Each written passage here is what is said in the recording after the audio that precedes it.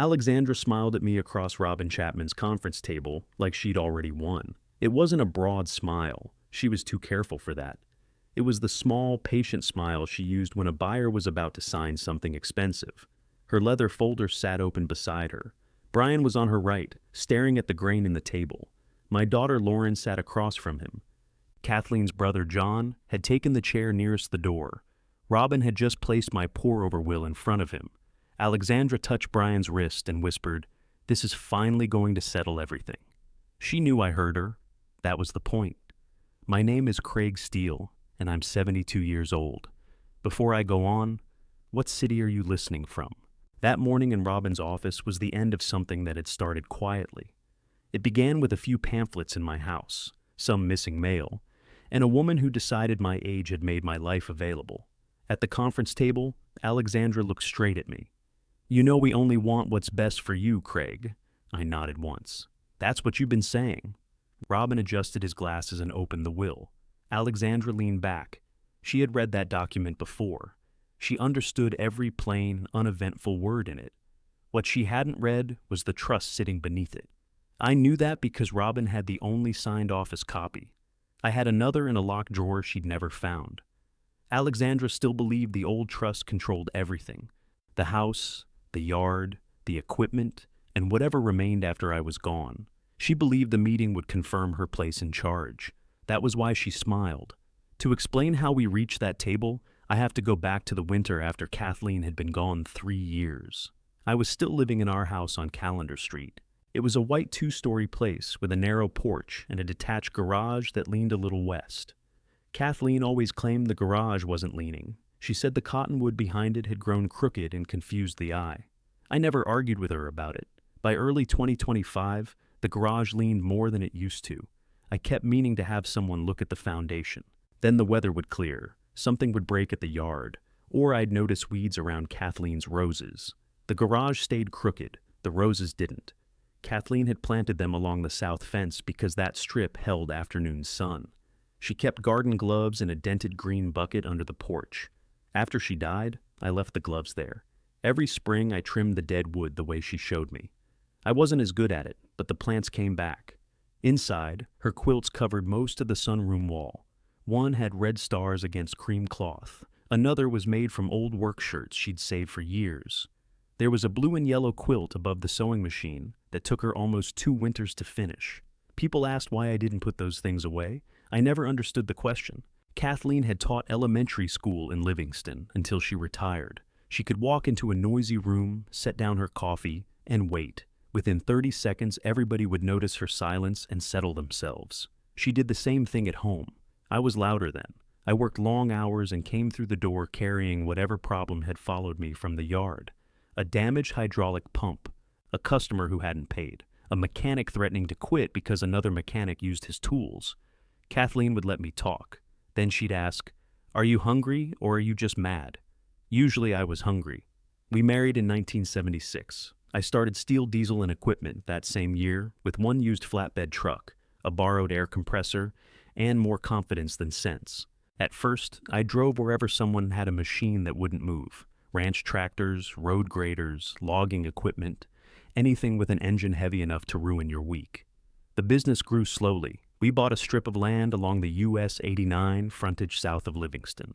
I put up a metal shop, then another. We added equipment rentals, field repairs, and a fenced storage yard. Kathleen kept the first set of books at our kitchen table. She also stopped me from buying 2 terrible pieces of land and 1 terrible tow truck. That truck had fresh paint and an engine that sounded like loose silverware. I wanted it anyway. Kathleen listened for 10 seconds and said, "That thing is already asking us for money." She was right. By the time she died in 2022, the business owned its property and carried no long-term debt. I was 68 then. I'd stepped back from daily operations 3 years earlier and made Brian the operations manager. I didn't give him the company. That distinction became important. Brian ran schedules, handled the mechanics, and dealt with most customers. I remained the sole owner. I still signed major purchases. I still reviewed accounts. I went to the yard 4 mornings a week because sitting home all day made the rooms too quiet. Brian was good with equipment. He could hear a bad injector before some mechanics found it with a computer. He was less comfortable with conflict. If two people raised their voices, Brian started agreeing with whoever spoke last. That had always worried Kathleen. One evening, years before she died, we watched Brian leave our house after an argument with Alexandra. They'd been married a few years. I don't remember what the argument was about. I remember Alexandra walking ahead of him, holding the car keys. Brian followed with their coats. Kathleen watched from the window. He keeps surrendering small things, she said. I rinsed 2 coffee cups. Marriage has some of that. Compromise does. Surrender is different. I told her Brian was grown. Kathleen dried the cups and put them away. Being grown doesn't make him hard to steer. She didn't dislike Alexandra. She made an effort with her. She invited her to quilt shows, remembered her office awards, and kept the peace when Alexandra corrected people over things that didn't need correcting. But Kathleen noticed habits. Alexandra was a real estate agent. She was polished, organized, and very good at finding out what somebody wanted. Then she'd explain why they needed her to get it. At family dinners, she asked detailed questions about the yard. How much frontage do you actually have? Is all that land zoned commercial? What's the annual rental income? I usually gave short answers. Business talk at the table bored Lauren and made Brian nervous. Alexandra would laugh and say, "I'm just curious." At first, I believed her. After Kathleen died, Alexandra became more helpful. That was the word she used. She brought prepared meals I hadn't requested. She offered to find a cleaning service. She sent me links to smaller houses. Once, she emailed me a listing for a new condominium near Bozeman with an elevator and heated parking. I called her. "Why did you send me this? It made me think of you." "Why?" "It's easy living. No yard work, no stairs if you don't want them." "I have a house." "I know that, Craig. I was only sharing it." When I didn't answer, she softened her voice. "You don't have to get defensive. I asked a question, and I answered it. I deleted the email. Nothing about that conversation felt serious." Annoying, yes. Serious, no. Families start treating widowers differently. Some people speak louder. Others offer to carry things you've carried for 40 years. They tell you loneliness is dangerous, then leave before supper. I assumed Alexandra's attention came from that same place. She saw an older man living alone and decided he needed managing. Lauren didn't do that. Lauren lived in Bozeman and worked as a physical therapist. She called most Sundays. Sometimes she came over with groceries, but she always asked first. If I said I didn't need anything, she believed me. The first February after Kathleen died, Lauren found me standing in the sunroom with a box of old clothes. She looked at the box and said, "You want help?" "I don't know yet." "All right." She made coffee and sat at the kitchen table. She didn't touch the clothes. After 20 minutes, I carried the box back upstairs. Lauren said, "That works too." That was the difference. In early 2025, Alexandra's visits became more frequent. She started dropping by on weekday afternoons, usually when I was at the yard. She had a key because Brian had one. I didn't think much about it. Family had always come through the side door. One Tuesday, I returned home around 4. Wet snow had turned the driveway gray. I took off my boots in the mudroom and found a glossy pamphlet on the kitchen counter. The cover showed a silver-haired couple walking beside a lake. Planning the next chapter was printed across the top. I opened it while the coffee reheated. It advertised senior apartments, medication support, transportation, and something called transition coordination. I assumed it had arrived in the mail. I put it with the recycling. 2 days later, another pamphlet appeared on the sunroom table. This one was about fall prevention. It had pictures of loose rugs, extension cords, and cluttered walkways. Someone had circled a paragraph about stairs. I stood there holding it and looked toward the entry hall. Our stairs had a solid oak rail. The carpet was flat. Nothing blocked the landing. I called Brian. "Did you leave something about fall prevention at my house?" There was a pause. "No." "Why?" "It was on the sunroom table." Maybe Alexandra did. "Why would she?" "I don't know, Dad. She gets things from clients who fall down." He laughed, but it sounded forced. "I guess." "Ask her. You can ask her. I'm asking you because you have me on the phone." He sighed. "I'll ask." He didn't call back. That Sunday, Brian and Alexandra came for dinner. I roasted a chicken and made potatoes the way Kathleen used to, with too much butter and enough black pepper to make Alexandra scrape the top layer away. The pamphlet sat on the counter beside me. After we ate, I held it up. "Is this yours?" Alexandra glanced at it. "Oh, that. So it is. You left it on my table. I thought you might find it useful. For what? She smiled. General information. Brian carried plates to the sink. He kept his back to us. I opened the pamphlet to the circled paragraph. You circled the stairs. Did I? Somebody did. Alexandra took the pamphlet and studied the page. I may have.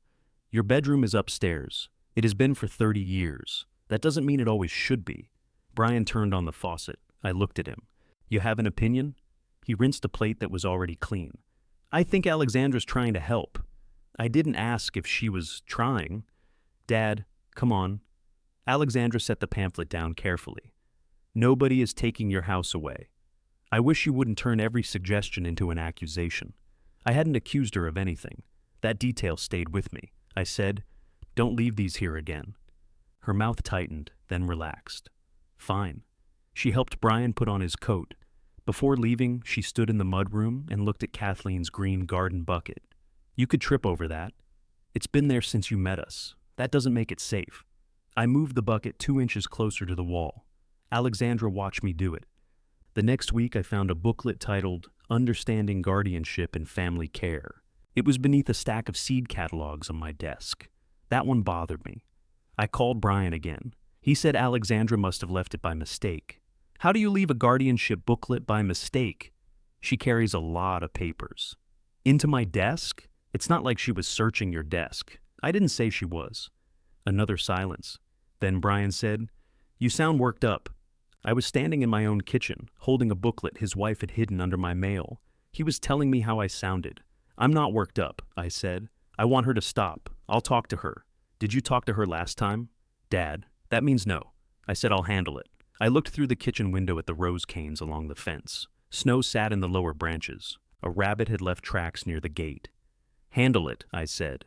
For a while, the pamphlet stopped. Life returned to its usual shape. I drove to the yard before 8. I drank coffee with our service writer, checked rental contracts, and walked the fence line. Brian and I discussed a used excavator we were considering. He seemed normal. At home, I cooked simple meals. I listened to the radio. On Thursdays, I watered Kathleen's indoor plants. She used to do it on Thursdays because that was the day she changed the towels. The connection made no sense to me, but I kept the schedule. One evening, I noticed the electric bill hadn't arrived. I paid it online and forgot about it. Then my bank statement didn't come. I called the credit union. The woman who answered said it had been mailed on schedule. A week later, I realized I hadn't received 2 vendor statements from the yard. Those normally came to my house because I reviewed them before Brian approved payment.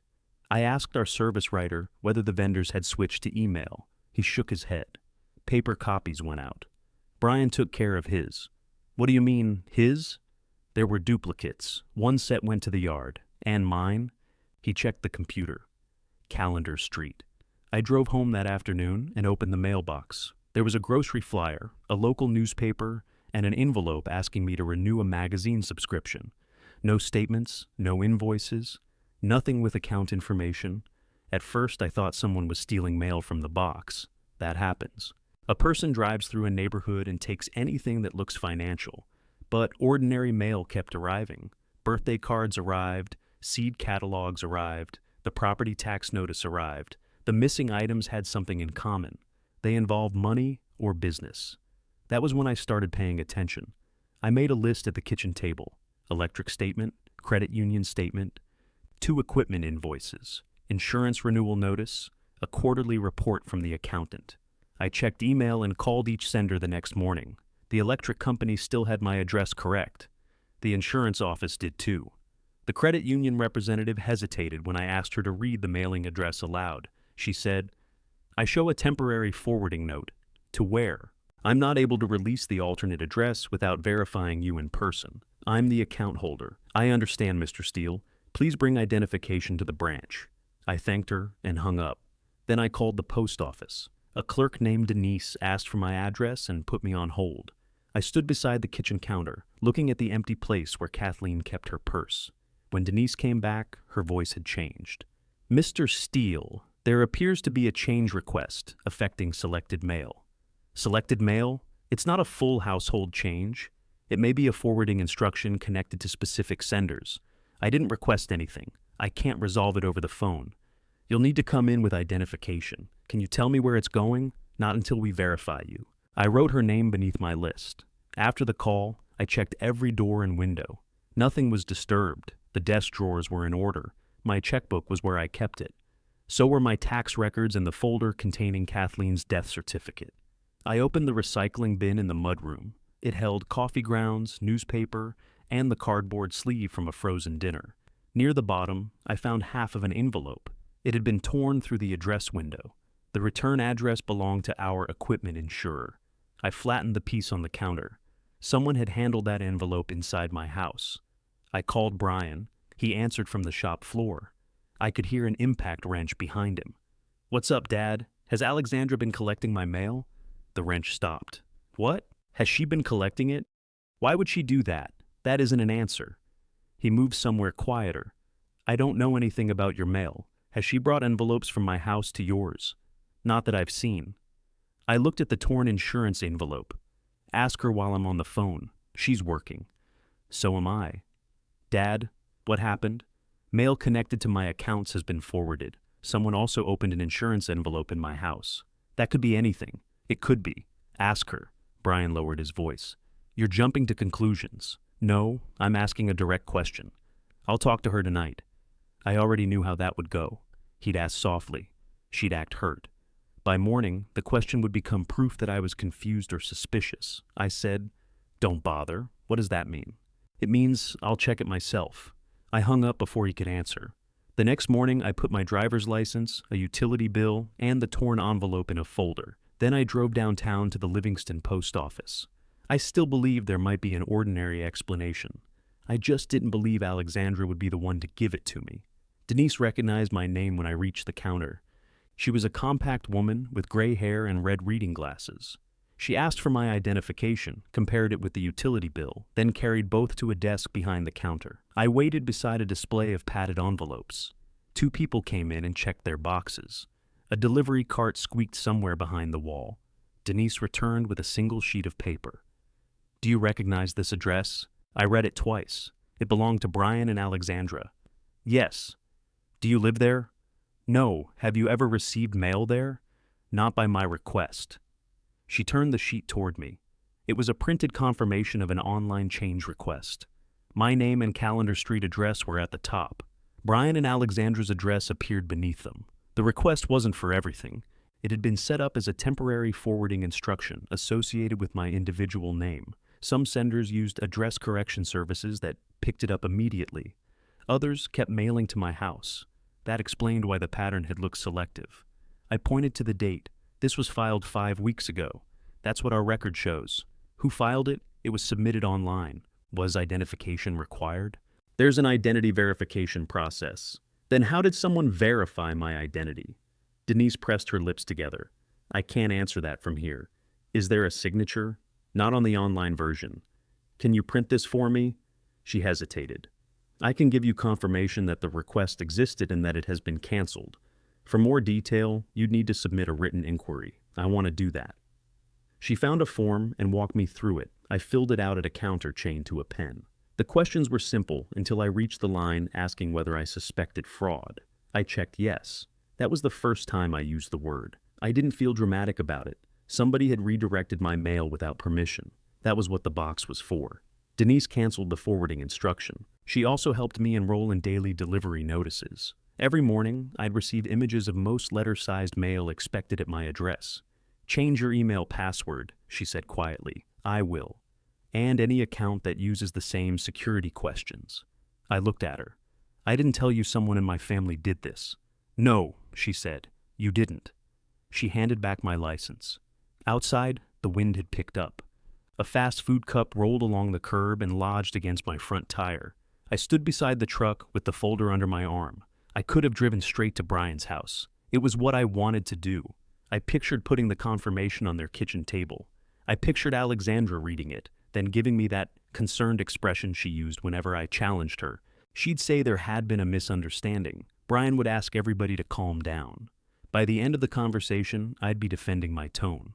I got into the truck and called Robin Chapman instead. Robin had handled my business work for years. He had helped with the land purchase, equipment leases, and Kathleen's estate. He wasn't a man who made ordinary problems sound exciting. His assistant answered, "I need to see Robin about a personal matter. Is it urgent?" I looked at the post office through the windshield. "I don't know yet." She found an opening the next afternoon. "Bring anything connected to it. I have a folder." Then bring the folder. Before leaving downtown, I drove to Absaroka Community Credit Union. Tina O'Brien was helping a customer when I entered. She saw me, raised one finger, and pointed toward the chairs outside her office. I'd known Tina since she was a loan officer. She had helped finance several pieces of rental equipment, though the business no longer carried those loans. After 10 minutes, she brought me into her office. "You look serious," she said. "I'm missing mail. That's no good. Some of it came from here." I showed her the postal confirmation. Tina read the forwarding address. She didn't react, but she read it again. "Are these family members? My son and his wife. Did you authorize this?" "No." She turned to her computer. "Let's start with your personal accounts." She checked the contact information while I sat across from her. My home address was unchanged in their main system. My email and phone number were correct. Then she opened the statement delivery settings. There it is. "What?" "A return mail flag was added after your last statement got redirected. The system suspended paper delivery until the address could be confirmed." "Who added the flag?" "Automated process." "So, nobody here changed my address, not in the main record." That was a relief, though not much of one. Tina printed the recent activity from my checking and savings accounts. We went through it line by line. There were no withdrawals I didn't recognize. Then she pulled up the business accounts. "Who has authority on Steel Diesel?" "Brian can approve routine payments within his operating limit. I'm the owner and primary signer. Anyone else?" "No." "Alexandra?" "No." Tina looked at me over the monitor. "Has she ever had access to your online banking?" "Not from me." "What about Brian's login?" "You'd have to ask Brian. I'm asking whether you think she could access it." I thought about the laptop Brian kept on their dining room table. I'd seen Alexandra use it to print real estate forms. "Yes." Tina made a note. She recommended new passwords, new security questions, and verbal confirmation for large transfers. I approved all three. She added a requirement that any wire request involving the business account had to be confirmed with me directly. "Does Brian need to know about that today?" she asked. "Would the change interfere with payroll or vendors?" "No. Only wires above the threshold we set." "Then don't call him." Tina rested her hands on the desk. "Craig, if you believe someone is trying to take money, we should be more aggressive." "I don't know what I believe. You came in with a fraudulent mail change. I know somebody redirected mail. I don't know why." She nodded. "That's fair. I set the wire threshold low enough to catch anything unusual." Tina printed confirmation and put her card on top. "If something feels wrong, call my direct number. I will. And Craig," I looked up, "don't use your birthday for the new password. I haven't done that since 1998. She smiled. "You'd be surprised. At home, I changed the passwords from my desktop computer. Then I changed the password to the computer itself." I checked the browser history. There was nothing obvious. I opened the drawer where I kept old account files. The folders appeared untouched, but I couldn't prove they were. That bothered me more than a missing paper would have. I started a yellow legal pad. At the top, I wrote the date. Beneath that, I listed what I knew. Guardianship pamphlet left under mail. Temporary forwarding request filed without permission. Financial mail redirected to Brian and Alexandra's address. Insurance envelope opened and torn inside house. I stopped there. I didn't write what I suspected. Suspicions change with your mood. Dates and documents didn't. I put the postal confirmation behind the legal pad. The credit union printouts went behind that. Then I carried the folder upstairs and locked it in Kathleen's old cedar chest. The chest held finished quilt blocks, 2 photo albums, and a stack of letters from her teaching years. I felt strange putting bank papers among those things. Kathleen would have told me to buy a proper file box. I closed the lid and kept the key. That evening, Brian called. "Alexandra says she didn't change your mail. I was heating soup." "Did she receive any of it?" "She says a couple things came here." "A couple?" "Maybe 3 or 4 envelopes." "What did she do with them?" "She brought them to your house." "Opened or closed?" "What?" "Were the envelopes opened?" "I don't know." "Ask her." I heard him cover the phone. Their voices blurred in the background. Then Alexandra came on the line. "Craig, I think we need to clear this up. That's why I asked." 2 statements came to our address. I assumed you'd used it on a form. I didn't. Well, I didn't file anything. Did you open the statements? Of course not. What companies sent them? I don't remember. You brought them to my house? Yes. Where did you leave them? On your desk, I think. They weren't there. Her voice sharpened. Then you moved them. I turned off the burner. I didn't receive them. You just said they weren't on your desk. That's where you claim you left them. Craig, listen to yourself. There it was. Not an answer, an assessment. I sat at the kitchen table. I'm listening. You've been forgetting little things. That happens. Nobody is judging you. What little things? The mail, for one. Someone filed a forwarding request. Are you sure? I held the confirmation in my hand. She paused. Brian said something I couldn't hear. Alexandra came back with a softer voice. It could have been an automated error. The post office says it was submitted online. Then maybe you clicked something. I didn't. I'm not going to argue. I asked where you put my mail, and I told you. No, you guessed. She breathed out slowly. I was trying to help. With what? You get overwhelmed by paperwork. Who told you that? I've seen the piles. What piles? Bills, statements, all that business stuff. The bills are filed. Eventually. I looked toward the sunroom. Kathleen's sewing machine sat beneath its fitted cloth cover. A small stack of seed catalogs was beside it. Nothing else was out. When have you seen unpaid bills in my house? I'm not doing this. You brought it up. Because you're turning a simple mix-up into some kind of investigation. She didn't know I had started a written record. Hearing her choose that word made me glad I had. I said, bring me every piece of my mail still at your house. We don't have any. You said 2 statements arrived. I brought them over. Then tell me which 2. I don't remember. What did the envelopes look like? Oh, for heaven's sake. Brian took the phone. Dad, can we talk tomorrow? We're talking now. She's upset. So am I. I know, but this is getting out of hand. I looked at the legal pad in my mind. Date, time, exact words. Ask your wife why my financial mail was sent to your house. She said she doesn't know. And that satisfies you? What do you want me to say? The truth would be useful. He went quiet. That line hurt him. I knew it as soon as I said it. Brian wasn't a liar by nature. He avoided facts that demanded something from him. That could look like lying from across the table, he said. I wouldn't take anything from you. I didn't say you would. That's what this sounds like. Then help me understand it. I can't explain a post office mistake. It wasn't a post office mistake. Alexandra spoke in the background. Hang up, Brian. He lowered his voice. Let's all cool down. You do that. I ended the call. The soup had formed a skin in the pot. I ate 2 spoonfuls and poured out the rest. The following morning, my delivery notice showed 4 envelopes. I saved the email. When I opened the mailbox, all 4 were there. I wrote that down too. At the yard, Brian avoided my office until almost noon. He came in carrying a repair estimate for a loader. You need to sign this. I reviewed it. The numbers were correct. I signed and handed it back. He stayed by the door. Are we okay? We have work to do. That's not what I asked. No, we're not okay. He rubbed the back of his neck. Alexandra thinks you don't trust her. I don't. His hand dropped.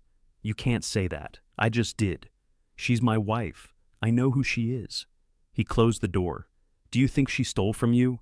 I think someone redirected my mail to your house. I think she received it. I think she opened at least 1 envelope. I know she isn't giving me a straight answer. She wouldn't open your mail. Then who did? I don't know. Neither does she, apparently. Brian paced once across the office. He was 44 then, but when he got cornered, he still looked like the young man who'd backed my truck into a fence and blamed the snow. She worries about you, he said. That doesn't give her authority. She's not asking for authority. What does she want? I don't know. For you to be safe. I am safe. You live alone. So does John. That's different. How? He's younger. By 4 years. Brian glanced toward the shop window. A mechanic pushed a cart of tools past us. I asked, Did Alexandra tell you to say this? No. The answer came too quickly. I leaned back in my chair. Did she ask you to talk to me about living alone? We've discussed it. Did you discuss my house? He didn't answer. Did you discuss my accounts? No. The yard? We talk about the yard all the time. Ownership, Brian. His face changed. Only slightly, but I saw it. What about ownership? He asked. That's what I'm asking you? He set the estimate on my desk, though I'd already signed it. Alexandra thinks we need a plan if something happens to you. I have a plan. Does anyone know what it is? Robin does. I'm your son. And you run operations. I've worked here most of my adult life. That's true, so I should know what happens. If I die, you'll know. I'm not talking about dying. The shop noise carried through the wall. An air hose snapped against concrete. I said, "Then say what you're talking about." Brian looked at the closed door. "If you couldn't manage things." There it was, placed gently between us. I folded my hands. "What makes you think I can't?" "I didn't say you can't. You said if. Everybody needs contingencies. That sounds like Alexandra. It's common sense. So is asking permission before forwarding somebody's mail." He picked up the estimate. "I have to get back out there." "Brian," he stopped. "Do not give Alexandra access to any yard accounts. She doesn't have access. Keep it that way." His jaw tightened. "You're making her sound like a criminal. I'm setting a boundary." He opened the door and left. That afternoon, I checked every vendor account connected to the business. One had Brian and Alexandra's home address listed as a secondary contact location. It had been added 3 weeks earlier. The vendor's office manager told me the request came by email from Brian's work account. I printed the change history. Then I walked out to the service bay. Brian was standing beneath a raised pickup, talking with a mechanic. I waited until they finished. "Did you add your home address to the Northwest Parts account?" He frowned. "Maybe. Why?" "Why would you do that?" "Alexandra was helping me organize receipts." "Business receipts?" I was behind. "She isn't employed here. She wasn't being paid. That isn't the point." Brian wiped his hands on a shop towel. "She knows bookkeeping, she sells houses, she understands paperwork. So do I." "Dad, you said you were stepping back." "I stepped back from daily operations. I didn't step out of ownership." Nobody nearby appeared to be listening, but Brian lowered his voice. "You can't keep one foot in forever." I looked at him for a moment. "Did Alexandra say that too?" He threw the towel onto a workbench. "Forget it. I want that address removed today." "Fine, and change your work password." "Why?" "Because she uses your laptop." "She's my wife. The laptop belongs to Steel Diesel." He stared at me, angry now. "All of this over a couple missing envelopes." "No. All of this because nobody asked me." I returned to the office and added the vendor change to my record. By then, I knew enough to stop treating each event as separate. I still didn't know what Alexandra wanted. Maybe she was pushing Brian to secure his future. Maybe she thought control would spare everyone trouble later. Maybe she truly believed she was helping. None of those possibilities excused what she had done. The next afternoon, I took the folder from Kathleen's cedar chest and drove to Robin's office. His building was downtown, above an insurance agency. The stairs creaked near the landing. Robin's assistant handed me coffee and led me into the conference room. Robin entered carrying a yellow pad of his own. He sat across from me and said, "Tell me what happened in the order it happened." I laid out the pamphlets, the forwarding confirmation, the torn envelope, the credit union records, and the vendor change. He read everything before asking a question. When he finished, he placed both hands on the table. "Has anyone spoken to you about guardianship?" "Not directly." "Capacity?" Brian asked. "What happens if I can't manage things?" Robin wrote that down. "Has Alexandra suggested an evaluation?" "Not yet." He looked at the guardianship pamphlet. "She may." She did. But before she did, Robin asked me several questions I hadn't considered. "Who has keys to your house?" "Brian, Lauren." "I assume Alexandra uses Brian's. Does anyone have access to your medical records?" "Not that I know." "Have you signed any releases?" "No." "What about your accountant?" "Only me and his office." "Do Brian or Alexandra have copies of your estate documents?" "Brian saw the trust after Kathleen died." "The entire trust?" I gave him a copy. Robin wrote something on his pad. "What year was that?" 2022. "Has anything been updated since then?" "No." He nodded slowly. "Don't discuss that document with either of them." "Why?" "Because right now, we don't know whether this is clumsy concern or preparation for something else." "Preparation for what?" Robin removed his glasses. "If somebody wants control over an older person's finances, they usually start by offering help. They gather mail, they get passwords. They create a record showing concern, the pamphlets. The pamphlets by themselves mean nothing. What about the rest? The rest means you should take precautions." He wasn't accusing Alexandra. He was being careful with every word. That made me listen harder. I asked, should I confront her with the forwarding form? You already asked her about it. She denied it. Then another confrontation won't produce much. What do I do? Secure the house. Keep records. Don't sign anything without calling me. If anyone wants you evaluated, find out who arranged it and who's paying. Evaluated for what? Anything. Driving, memory, independent living. I looked at the guardianship booklet again. Robin put his glasses back on. I'm not saying that will happen. I'm telling you what to watch for. He made copies of everything. I kept the originals. Before I left, he asked me to schedule another appointment in a month. Even if nothing else happens? I asked, especially then. The next day I called a locksmith. He changed the side door lock and the deadbolts. Lauren received a new key. I kept the other spare in my desk at the yard. I didn't give one to Brian. He found out that Saturday. I was trimming dead branches from the roses when I heard the side doorknob turn. Brian tried it twice, then knocked. I set down the pruning shears and let him in. You changed the lock. Yes. Why didn't you tell me? You don't live here. His eyes moved toward the green bucket. What if there's an emergency? Call me. What if you don't answer? Call Lauren. That's ridiculous. What emergency did you come for today? He held up a paper bag. I brought lunch. I stepped aside. We ate sandwiches at the kitchen table. Brian kept looking at the new deadbolt. Finally, he said, Alexandra's going to take this personally. She doesn't need a key to my house. She helps you. I didn't ask her to. She checks on things. What things? Just the house. When I'm not here? He folded the sandwich wrapper into smaller and smaller squares. She's stopped in a few times. I know. She told you? No.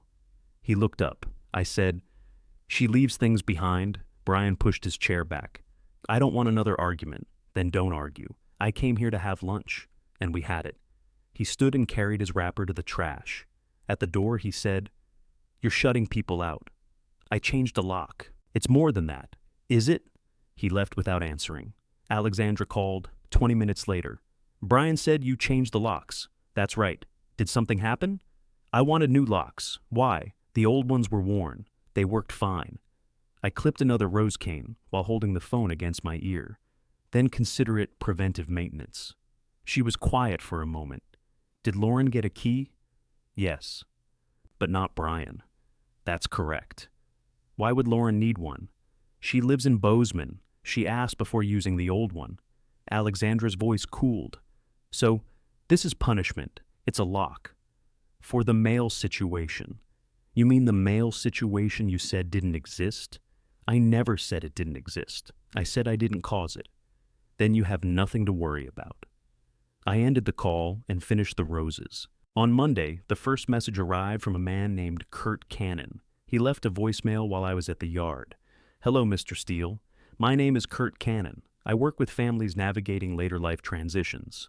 Alexandra gave me your number. I'd like to arrange a brief in-home visit. This isn't medical, and there's no obligation. Please call me when convenient. I played it twice. Then I forwarded the recording to Robin. He called back that afternoon. Do you know him? No, I don't either. What does a later life transition consultant do? That depends on who's using the title. He said it isn't medical. That part is important. Should I refuse? Robin paused. You can. That wasn't my question. If you meet him, don't sign anything. Ask for his qualifications in writing. Ask who retained him and who's paying. You think I should let him see the house? I think there may be value in learning what he's been asked to do. I understood him. If I refused, Alexandra could say I was being uncooperative. If I agreed, I might learn what she was building. I'll call him, have someone present. You? That may stop him from talking freely. Lauren, good choice. I called Lauren first. She listened without interrupting. When I finished, she said, he wants to assess your house? He called it a brief visit. Did you ask for one? No. Then why are we entertaining this? I want to hear what he says. Dad, that's exactly how people get you to agree to things. They make it sound casual. Robin knows. That changed her tone. What did Robin say? Don't sign anything. Ask for qualifications. Have somebody there. I'll be there. You don't have to miss work. I'll move patients around. I can handle him. I know. I'm still coming. We arranged the visit for the following Thursday. Kurt answered on the second ring. He had a smooth, practiced voice. I'm glad you called, Craig. I prefer Mr. Steele until I know someone. A short pause. Of course. I apologize. Who hired you? Alexandra contacted me. Did she hire you? She asked me to provide information. Is she paying you? There's no charge to you for the initial visit. That isn't what I asked. Another pause. My office arrangements are with Alexandra. What qualifications do you have? I'm a certified senior transition specialist. Certified by whom? I'll bring my professional materials. Are you a doctor? No. Nurse? No. Social worker? My work overlaps with social services, but I don't represent myself as a clinical social worker. What exactly will you be doing in my house? A general safety and transition assessment. Transition to what? That depends on your needs. I haven't told you I have any. He gave a small laugh. That's what the conversation is for. I gave him the time and ended the call. Lauren arrived early Thursday morning. She carried coffee and a notebook. You're taking notes? I asked. You took notes. Robin told me to. Robin's smart. She walked through the house before Kurt arrived. She checked the stairs, bathroom, kitchen, and sunroom. You know what he's going to say, she said. What? Rugs, stairs, the garden tools, probably the bathtub. The rugs don't move, I know. I'm telling you how these visits work. You do home assessments? Physical therapists get asked about safety all the time, but nobody asked me. That was a fair point. At 10, a dark sport utility vehicle stopped at the curb.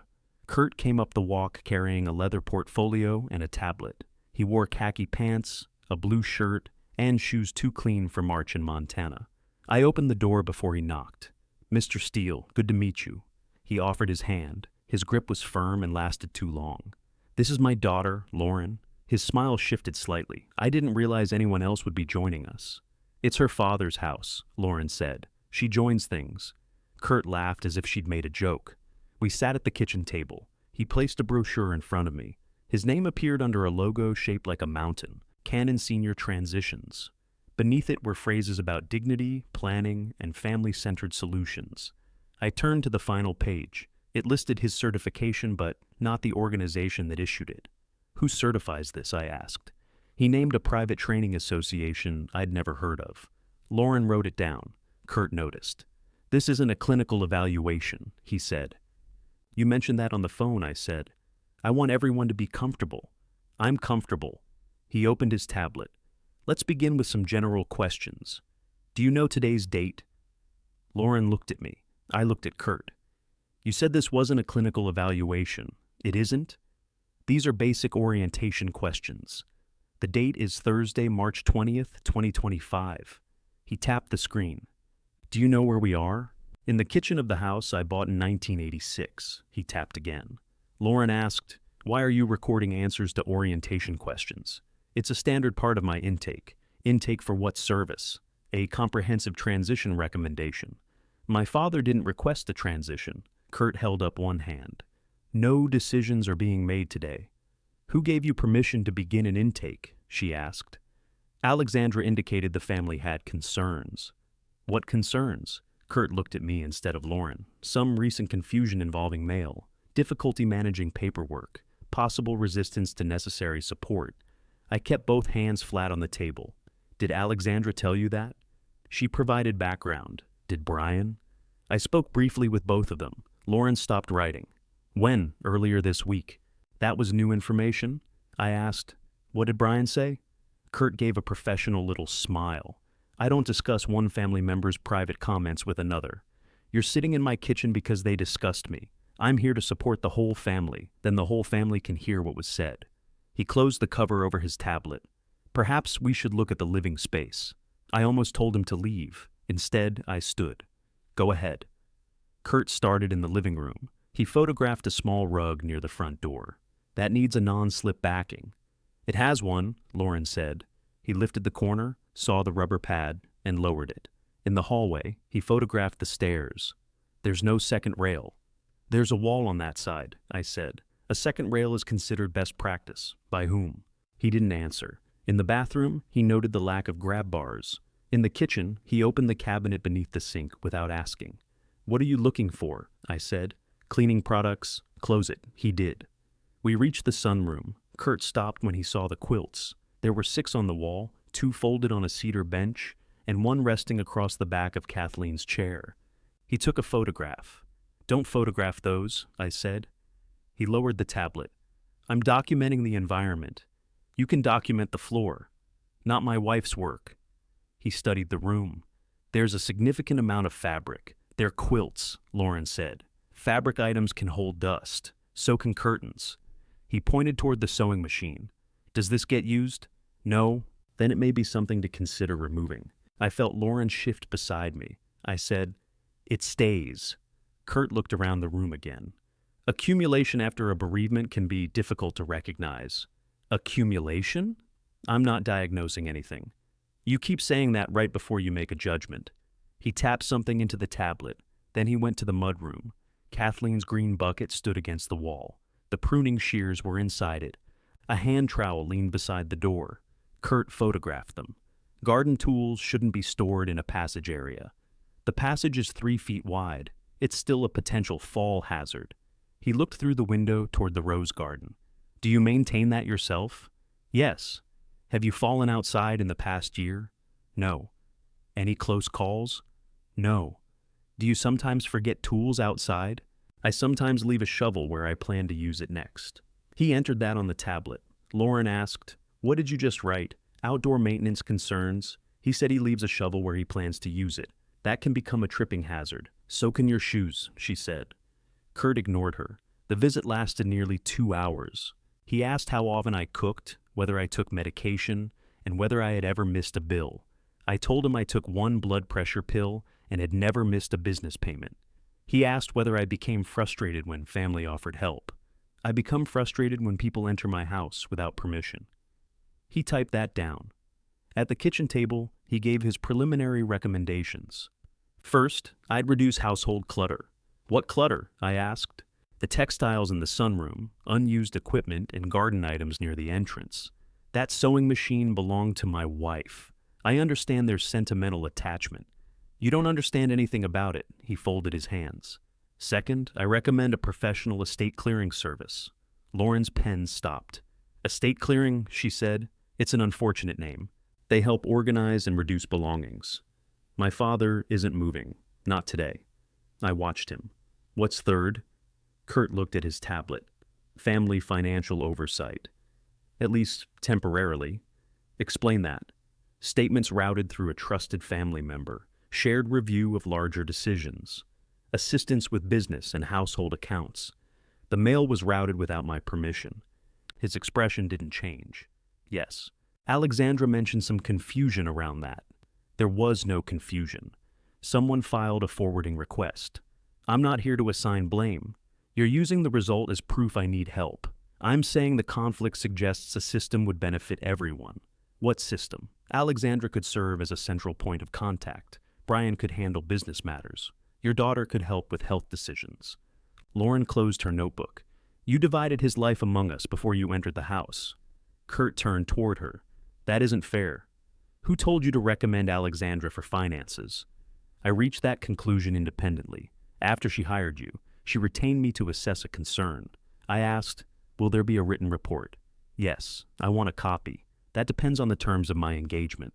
The report is about me. Alexandra is the client." The room went quiet. Kurt seemed to realize he'd said too much. He slipped the tablet into his portfolio. "I'll encourage her to share it with the family. I am the family member you assessed. I understand." "No, you don't." I walked him to the door. Before stepping outside, he turned back. "Mr. Steele, accepting help isn't surrendering control." I opened the door wider. "Then you should have no trouble explaining why your client took mine." After he left, Lauren and I watched his vehicle pull away. She picked up the brochure and read the certification line again. "I'm checking this man's credentials. Do that. And I'm calling Brian. Not yet." She looked at me. "Dad, he helped arrange this. I heard. He told that man you were confused. I heard that too.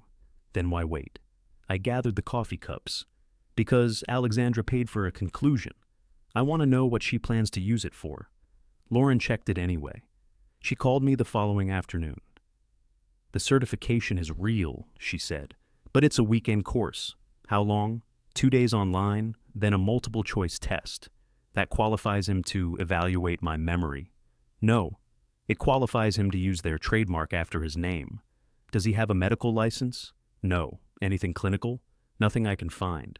She had also called Canon Senior Transitions and asked for a copy of his privacy policy. The woman who answered said she would email it. Nothing arrived.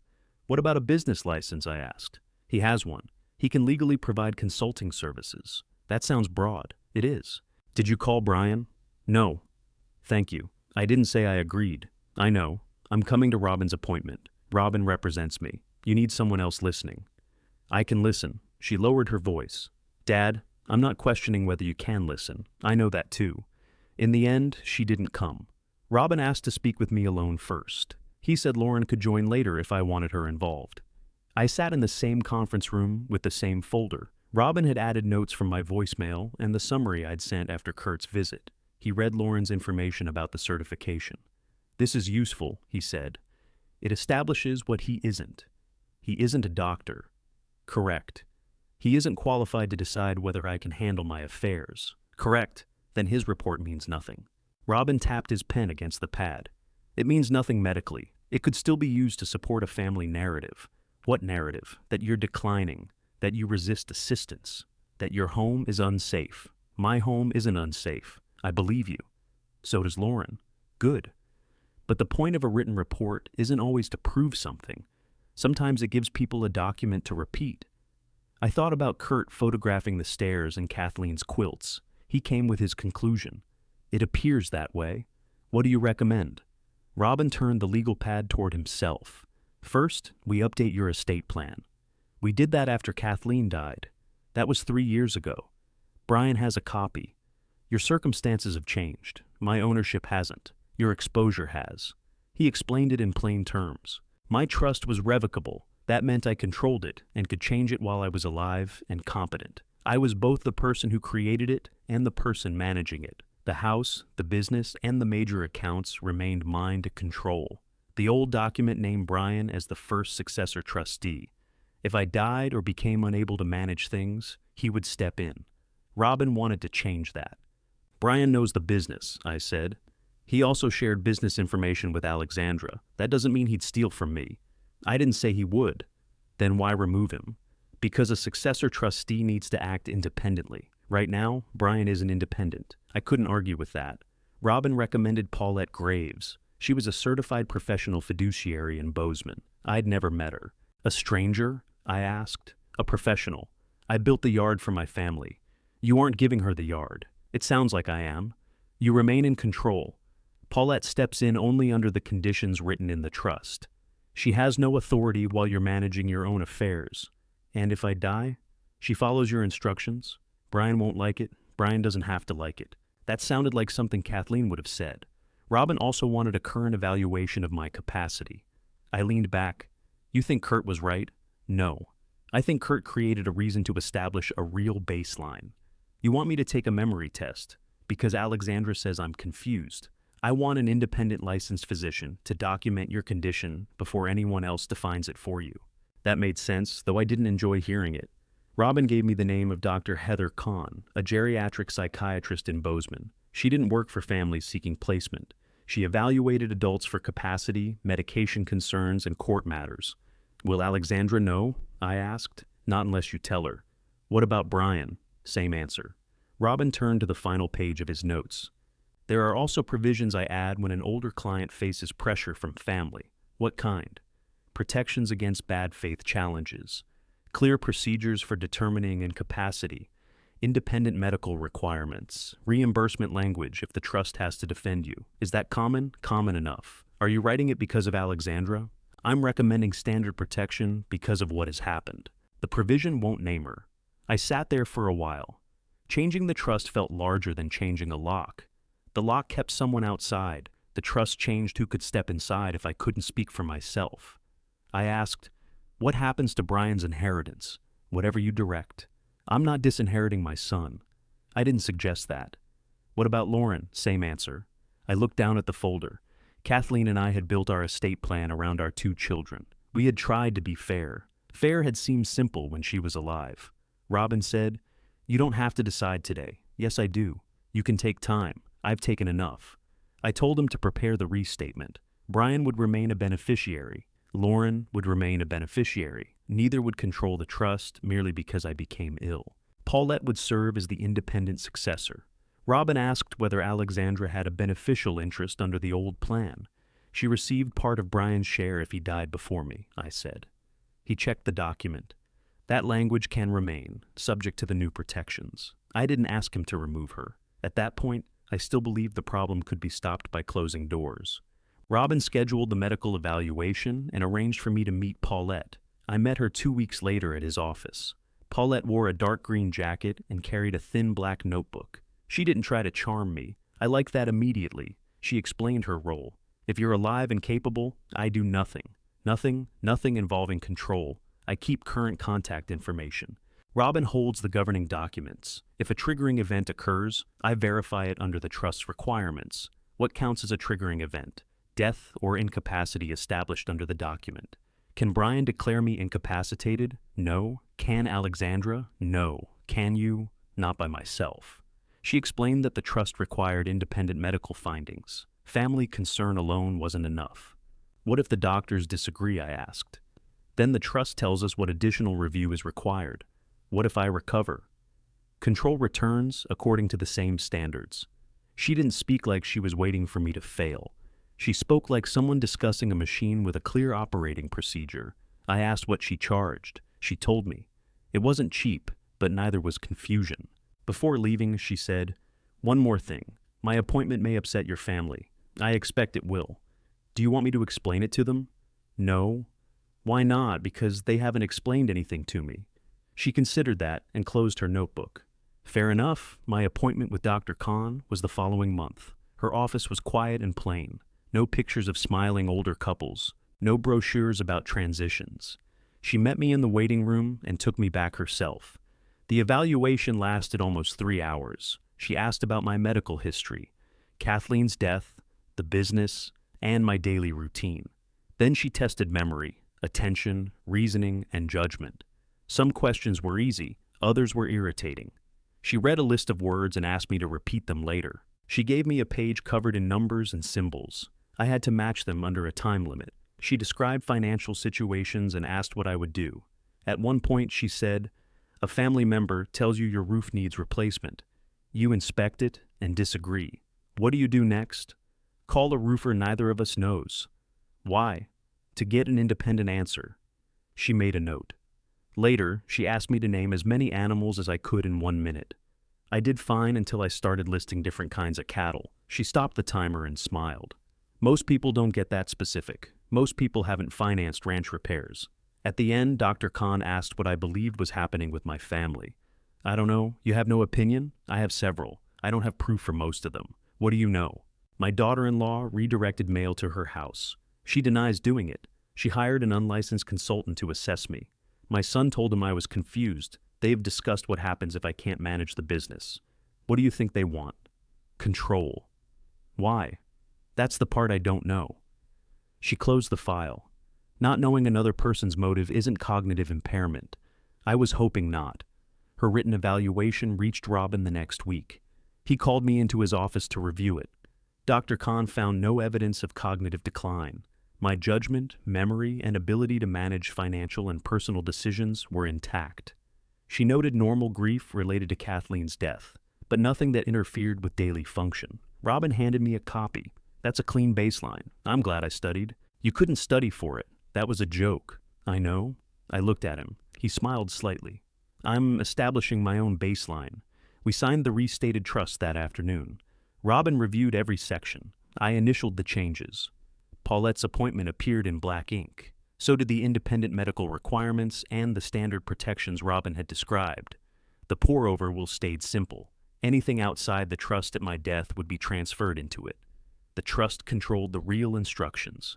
Robin placed the signed office copy in his records. I carried my copy home in a sealed envelope. I locked it in the bottom drawer of Kathleen's cedar chest beneath the quilt blocks. Then I went outside and watered the roses. For several weeks, nothing happened. Alexandra didn't visit. Brian spoke to me only about work. The mail arrived normally. Kurt never sent his report. I started to wonder whether the locked door had been enough. In late August, a man knocked on my front door shortly after 7 in the morning. I was dressed but hadn't made coffee. He wore a tan jacket and held a thick envelope. Craig Steele? Yes. He asked me to confirm my name, then handed me the envelope. You've been served. He left before I opened it. I stood in the entry hall beneath Kathleen's Red Star quilt and pulled out the papers. At the top was the name of Park County District Court. The first page identified me as the proposed protected person. I read that phrase 3 times. The petition alleged that I suffered from cognitive decline, poor judgment, financial confusion, unsafe household habits, and resistance to family assistance. It referred to misplaced financial mail. It described Kathleen's quilts as excessive household accumulation. It mentioned garden tools near an exit. Kurt's language appeared on every page. Attached behind the petition was his written senior transition assessment. Alexandra had filed it. She asked the court to find me incapacitated and appoint her and Brian as co-guardians. The petition also requested authority over financial decisions while the case was pending.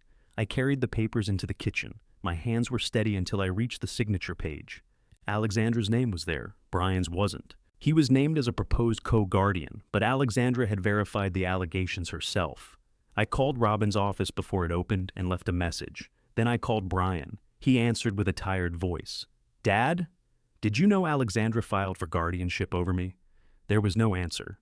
I heard bedding move, then a door close. What are you talking about? I was served 10 minutes ago. She said she was getting advice. Did you know she named you co-guardian? Another silence. She said we might need to help temporarily. That isn't what I asked. I knew she was talking to someone. A lawyer? I guess. You guess? Dad, slow down. I'm reading a court petition with your name in it. Let me wake her up. Put her on. He was gone for almost a minute. When Alexandra came on, she sounded completely awake. Craig, before you get angry, you need to understand this is protective. You filed a case saying I'm incapacitated. We're asking for an independent process. You asked to control my finances while that process happens. Temporarily, based on Kurt Cannon's report. He's qualified. He took a weekend course. That's not accurate. I have the course information. She inhaled slowly. Your reaction is exactly why we couldn't discuss this with you first. I looked at the papers spread across the kitchen table. You used my mail being stolen as evidence that I can't manage mail. Nobody stole anything. Then explain the forwarding request. This isn't about one request. It's the first allegation in your petition. Because you became fixated on it. I stopped speaking. That was what she wanted. Any anger could be described as agitation. Any question could become fixation. Any refusal could become resistance. Alexandra said, Are you still there? Yes, we should all meet later today. No. Craig, avoiding the family won't help you. I'm not avoiding anything. Then let us come over. No. You can't shut everyone out. I'm calling my lawyer. Her voice became flat. That's your choice. It is. I ended the call. Robin returned my message 5 minutes later. I read him the case number. He pulled it up while we spoke. When he found the filing, he went quiet. How long do we have? I asked. 21 days to submit the formal response. Is that enough? Yes. What do we do first? Bring me everything you were served. I'm leaving now. Craig, what? Don't call Alexandra again. Don't discuss the trust with Brian. Don't tell either of them about Dr. Khan. I gathered the petition into one stack. They think I'm standing where I was 3 months ago. Robin's keyboard clicked in the background. Yes, he said. Let them. I did. Robin answered the petition within the 21 days. He attached Dr. Khan's evaluation and nothing from the trust. Alexandra's lawyer asked for the trust documents. Robin refused. He said the petition concerned my capacity, not my estate plan. The court scheduled an independent evaluation and left me in control while the case continued. That denial angered Alexandra. 2 weeks later, Tina called from the credit union. Did you authorize a wire from the business account? No. Did Brian? Not that I know. The request uses his approval credentials and a scanned signature that resembles yours. Resembles? It isn't consistent with the signature card. How much? Just under $90,000. I stood up from my office chair. Where was it going? A title company escrow account. For what property? The memo says, acquisition deposit. I'm not acquiring anything. I blocked it. I'm coming in. Tina had the request printed when I arrived. My signature looked as if someone had copied it from an equipment lease. The first name was close. The final stroke in steel curved the wrong way. Brian met me at the branch. He read the wire request and went pale. I didn't submit this. Your login approved it, Tina said. I haven't used a wire in months. Does anyone else know your password? He stared at the paper. I asked, does Alexandra? She might. Tina disabled his online authority until new credentials could be issued. I added a second confirmation requirement to every transfer, regardless of amount. Outside, Brian stood beside my truck with his hands in his jacket pockets. She handles closings all day, he said. Maybe she thought this was something for work. From the yard's account? She could have selected the wrong account. And attached my signature? He looked toward the street. I'll ask her. No. You'll tell her she no longer touches a company computer. Dad. If you want to keep your operating authority, that's the condition. He nodded, but he didn't look at me. Alexandra later claimed one of her transaction programs had populated the wrong banking information. She couldn't explain my signature. She called it a software error. Robin added the wire request to our file. Does this help the guardianship case? I asked. It helps us show a pattern. Can we prove she submitted it? Not yet. The title company would only confirm that the escrow account belonged to a pending commercial transaction. They wouldn't identify the buyer without legal process. I assumed Alexandra had mixed one of her real estate deals into Brian's laptop. That explanation was careless enough to be believable. I didn't know what property the deposit concerned. Thanksgiving came while the case was still pending. I considered canceling dinner, then John called and asked what time he should arrive. He knew about the petition because I'd told him, but he didn't know the details. If she's coming, I'll sit between you, he said. You don't have to referee. I taught middle school shop for 30 years. I can referee. Lauren arrived first. She brought rolls and 2 bottles of wine. John came with a pie from a bakery because Kathleen had forbidden him from baking after one memorable Christmas. Brian and Alexandra arrived last. Alexandra carried an empty casserole dish. I thought we were bringing potatoes, Brian said. You didn't remind me, she answered. While I finished the gravy, Alexandra disappeared upstairs. I heard the sunroom door open, then boxes moving. I set down the spoon and followed the sound. 3 cardboard boxes sat on the sunroom floor. Kathleen's quilts had been removed from the wall. Her sewing machine was gone from the table. Alexandra was folding the blue and yellow quilt. What are you doing? She didn't look up. Getting these organized? Put it back. We discussed reducing clutter. No, Kurt discussed it. These need proper storage. They were properly stored on the wall. She slid the quilt into a plastic bag. I spoke with an estate sale company. Textile pieces can have surprising value. I took the bag from her. There will be no estate sale. Not today. Not any day you arrange. Brian appeared in the doorway. What's going on? Your wife boxed Kathleen's quilts. Alexandra stood. I'm trying to protect them. By selling them? I said they should be appraised. You said estate sale. John came up behind Brian. His face changed when he saw the empty wall. Kathleen made those, he said. I know, Alexandra replied. Then put them back. She looked at Brian. He rubbed his forehead.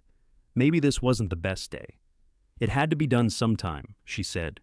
No, it didn't, I told her. Lauren picked up one of the boxes. I'll put these back. Alexandra gave a short laugh. Of course you will. Everybody keeps pretending nothing has changed. John asked, What changed? Alexandra looked at me. Craig misplaced his truck key twice this month. I hadn't. I'd left it on the service counter once. A mechanic moved it so it wouldn't be covered in grease. Alexandra continued. He accused Brian of losing it. Then it was in his own coat. That didn't happen, I said. Brian stared at the floor. Alexandra smiled toward John. This is what we deal with. Little things. John walked into the room and lifted Kathleen's Red Star quilt from a box. The little thing I see is you packing somebody else's property. We put every quilt back before dinner. Alexandra barely spoke while we ate. Brian drank too quickly. Lauren kept changing the subject whenever silence settled over the table. After dessert, I found the sewing machine in my garage behind 2 storage cabinets. Alexandra said she'd moved it to clear space. I carried it inside myself.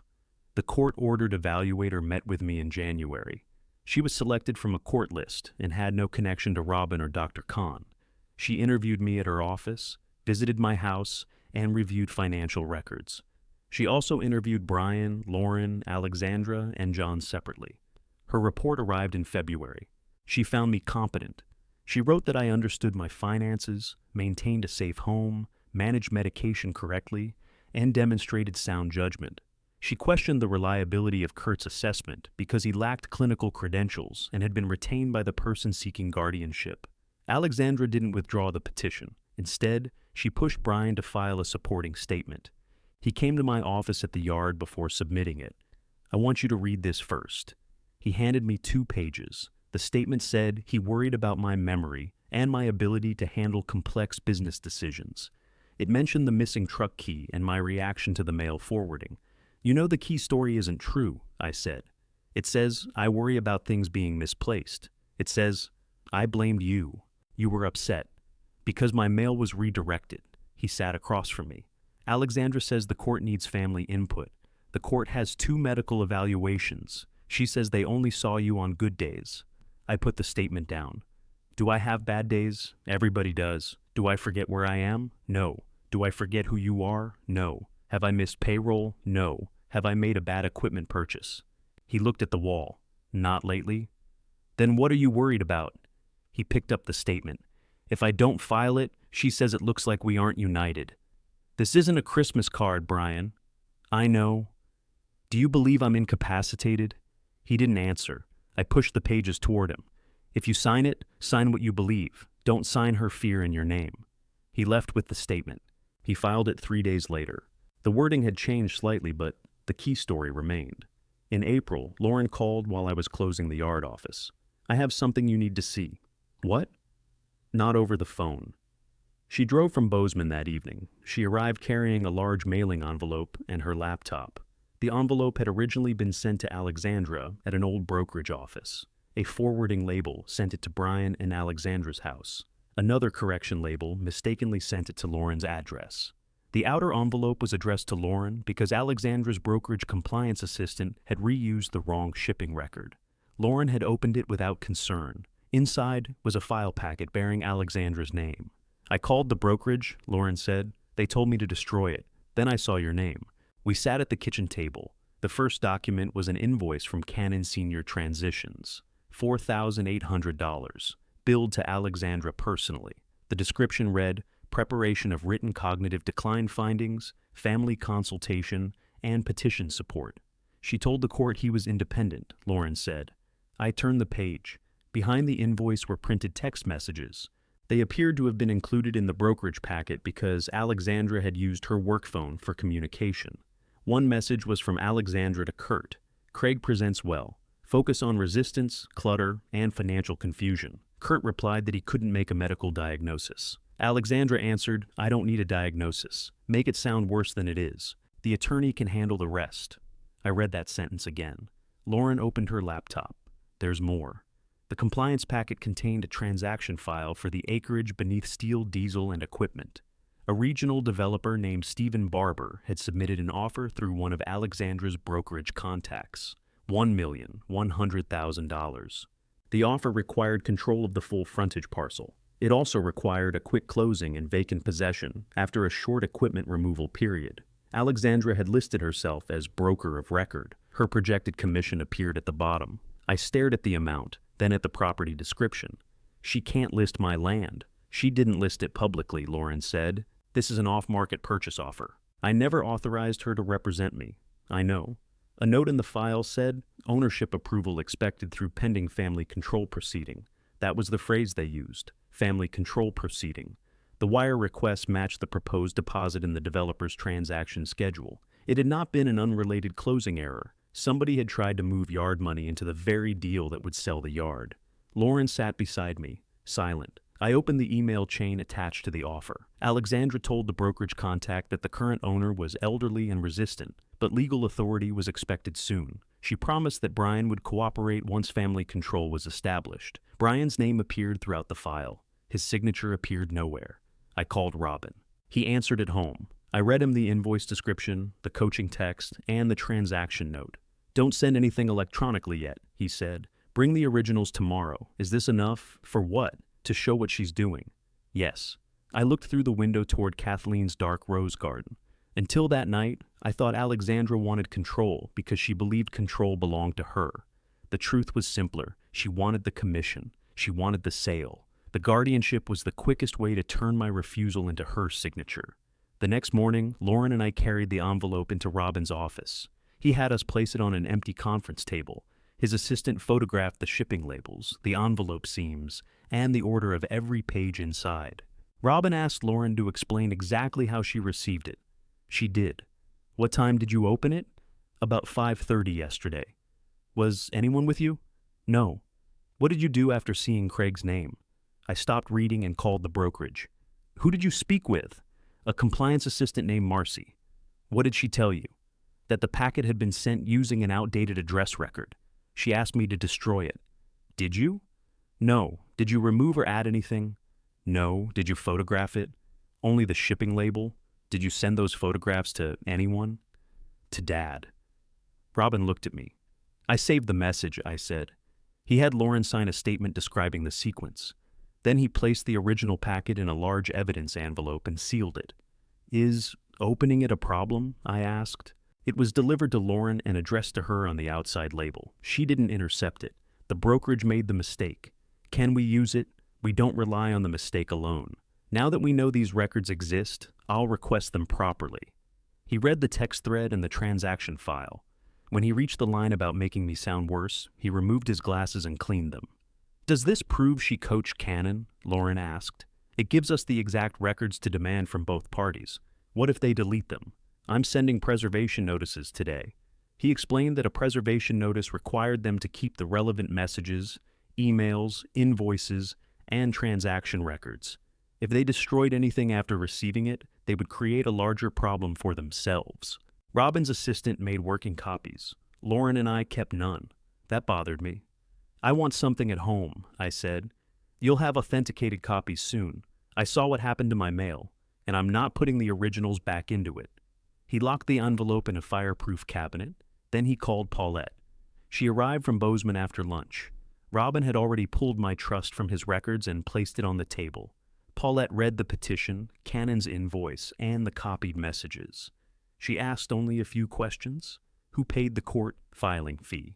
"Alexandra," Robin said. "Who paid Cannon?" "The invoice says Alexandra's personal card. Was there any independent medical evaluation attached when she filed?" "No." "Did she obtain one before filing?" "No." Paulette looked at Dr. Kahn's report. "This predates the petition." "By several weeks," Robin said, "and it found him capable." "Yes." "Did Alexandra know about it?" "No." Paulette closed the report. "Good."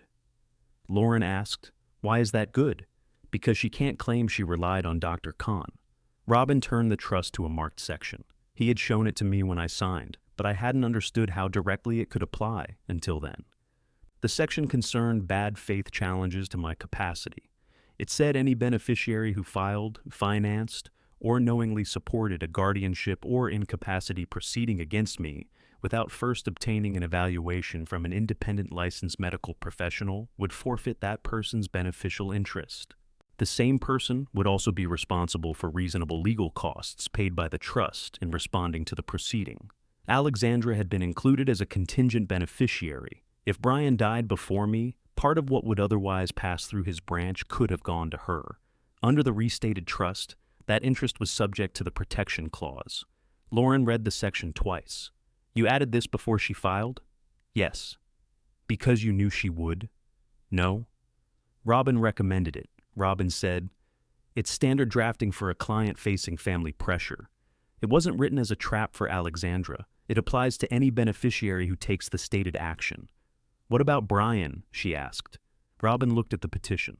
"He didn't file it. He didn't finance it. He filed a later statement which was damaging, but that alone doesn't satisfy the same condition. He was named as co-guardian. Being named by someone else isn't the same as filing." I asked the question that mattered. Did Alexandra trigger it? Robin rested one finger beneath the clause. "On the current evidence, yes. Automatically? The language is self-executing. Her interest ended when she filed and financed the petition without the required independent evaluation. What about the court evaluator? That happened months later. It doesn't cure the condition. It also found you competent." Lauren looked at the invoice. Cannon said he wasn't a doctor. He isn't, Robin said. His report doesn't meet the trust's definition. Could Alexandra say she believed he did? She hired him. His own messages state that he couldn't diagnose Craig. Her reply says she didn't need a diagnosis. I looked at Robin. She hasn't seen this trust. No. She thinks the old one controls. That's my assumption. Does her lawyer know? No. We didn't produce it because it wasn't relevant to deciding your present capacity. Paulette spoke then.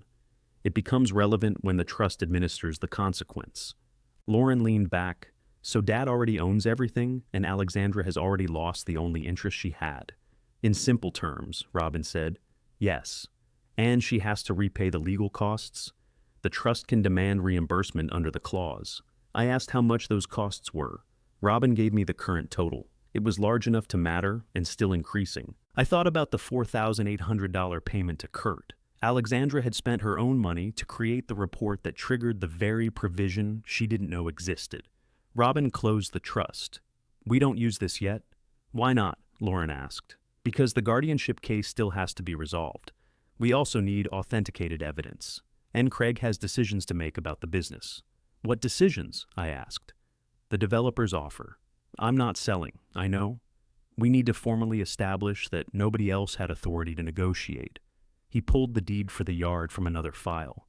The frontage acreage was titled to Steel Diesel and Equipment. The company records named me as sole owner.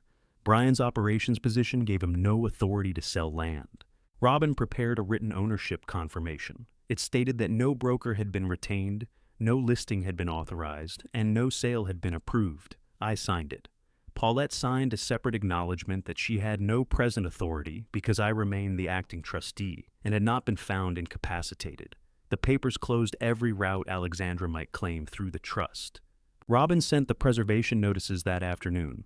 One went to Kurt. One went to Alexandra's brokerage. One went to the title company connected to the attempted wire.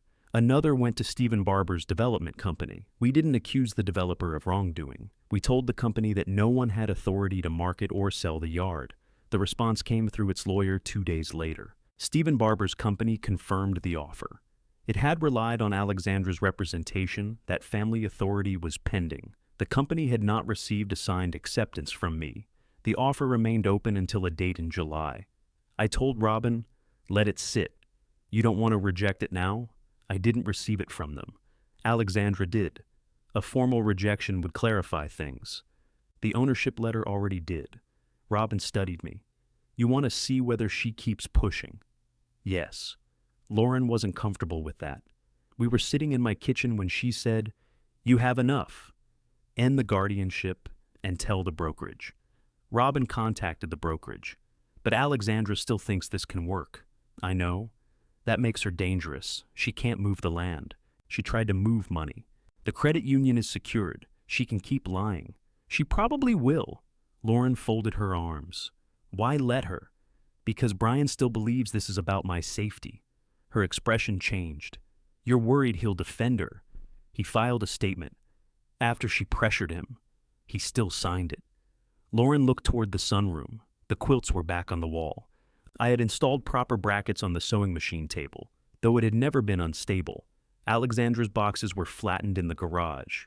Are you going to show Brian the messages? She asked. Yes. When? When Robin says the records are verified. He's your son. That's why I'm waiting. I didn't want to hand Brian one accidental packet and ask him to choose between his father and his wife. Alexandra would call it stolen mail. She would say Lauren misunderstood. Brian would reach for the explanation that demanded the least courage.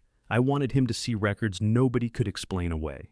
A week later, Robin received the first authenticated documents. Cannon produced his invoice and payment record. The card ended in 4 digits belonging to Alexandra's personal account. He also produced the text exchange.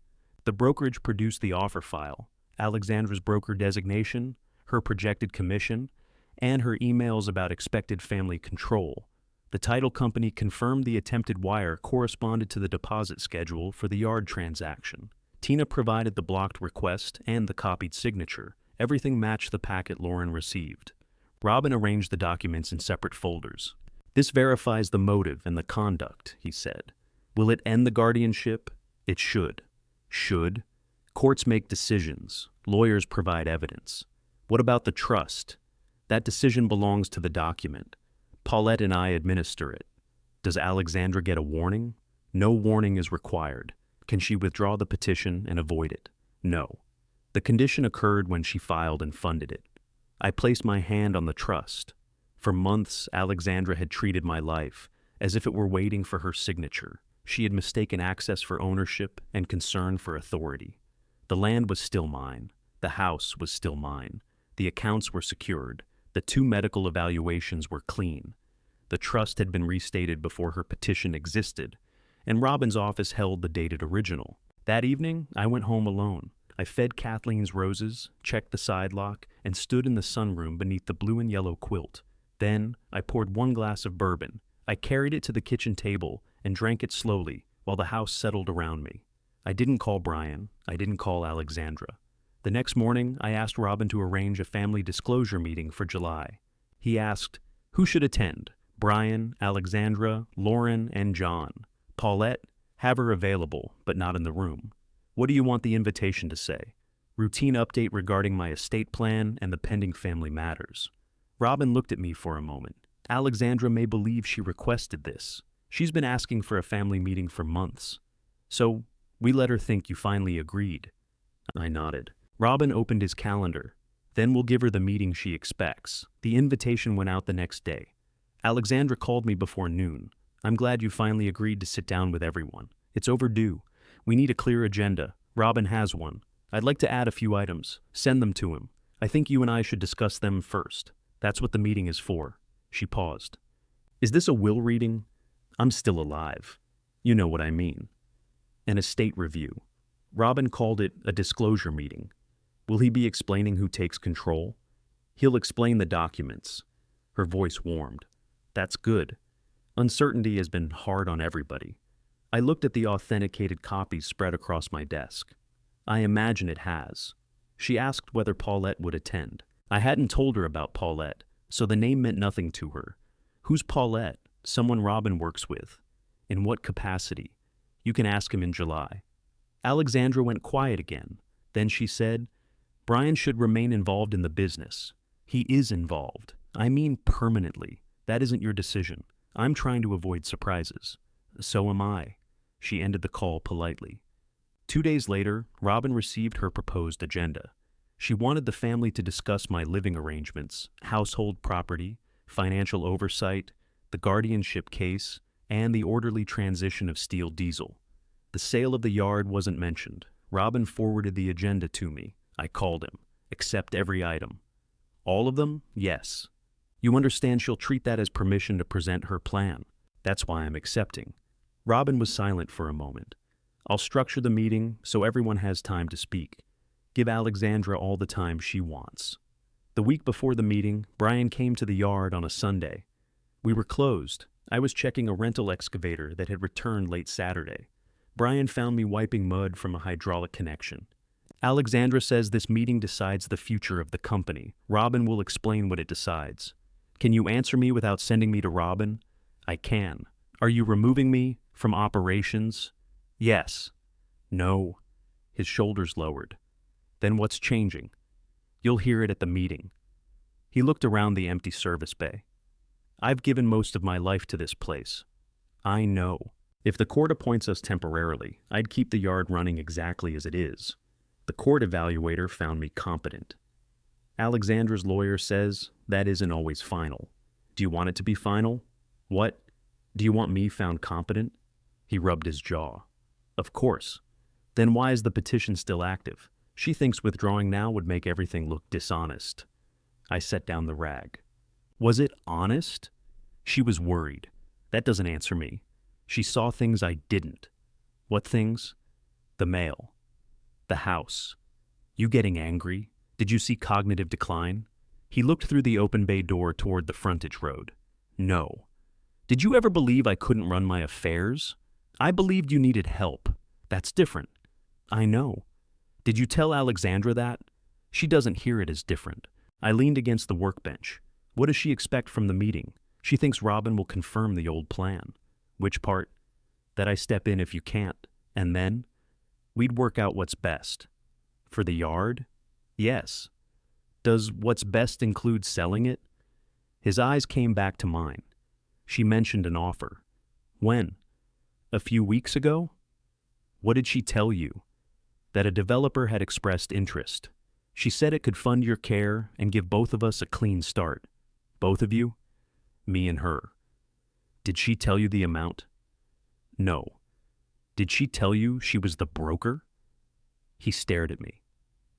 What broker? I picked up the rag again. Ask her before the meeting. Dad, what are you talking about? I asked the question. He took one step closer. Is she representing the developer? I'm not showing you anything today. Why not? Because I want you to ask your wife what she did. His face tightened. You're setting some kind of test. No? I'm giving her a chance to tell you. He left without helping with the excavator. Brian didn't call afterward. Alexandra did. Whatever you said to him upset him. I told him to ask you about the yard offer. That's confidential. It concerns my property. It isn't a completed transaction. Did you tell him you're the broker of record? I haven't been formally retained. That wasn't the question. You don't understand how off-market offers work. I understand my name isn't on your authorization. Because we're waiting for the court. She stopped. I said nothing. Alexandra recovered quickly. For clarity. We're waiting for the court to determine the proper decision-making structure. You said we. The family. Brian didn't know you were the broker. He knows I work in real estate. Does he know about your commission? That's standard compensation. Does he know the offer is for $1,100,000? Another silence. Then she said, Who gave you my file? We'll discuss it with Robin. You have stolen brokerage documents. I have documents addressed and delivered to Lauren. That was an administrative mistake. Yes. She had no right to read them. She opened an envelope addressed to her. This is exactly why your family needs professional oversight. Everyone is acting emotionally. You mean everyone except you. I'm the only person trying to keep this practical. What is practical? Selling an underused piece of commercial land while the market supports it. The yard uses that land. The yard could relocate. Where? There are less valuable parcels outside town. Who pays for the move? The sale proceeds. What happens during the move? Brian can manage it. Does Brian want to? He will when he sees the numbers. She had an answer for every part except my consent. I asked, Are you withdrawing the guardianship petition? No, even after 2 evaluations found me competent. Kurt's assessment raised valid concerns. He isn't licensed. He has relevant experience. Are you going to say that at Robin's office? If necessary. Good. She didn't like that answer. What are you planning? A family meeting? That isn't what I mean. I'll see you in July.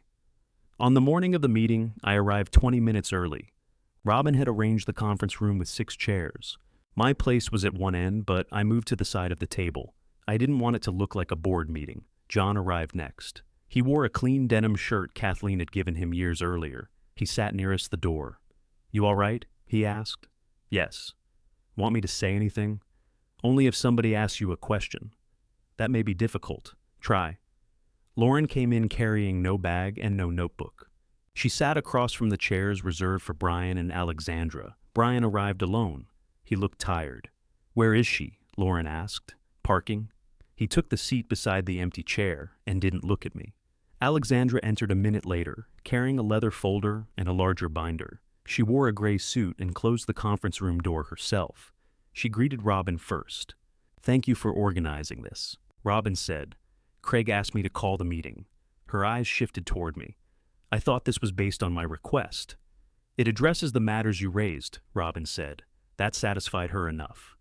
She sat beside Brian, opened her folder, and placed a copy of my old estate documents on the table. The copy came from 2022. Robin looked at it, but said nothing. Alexandra smiled at me. It was the same smile I remembered from the opening of all this.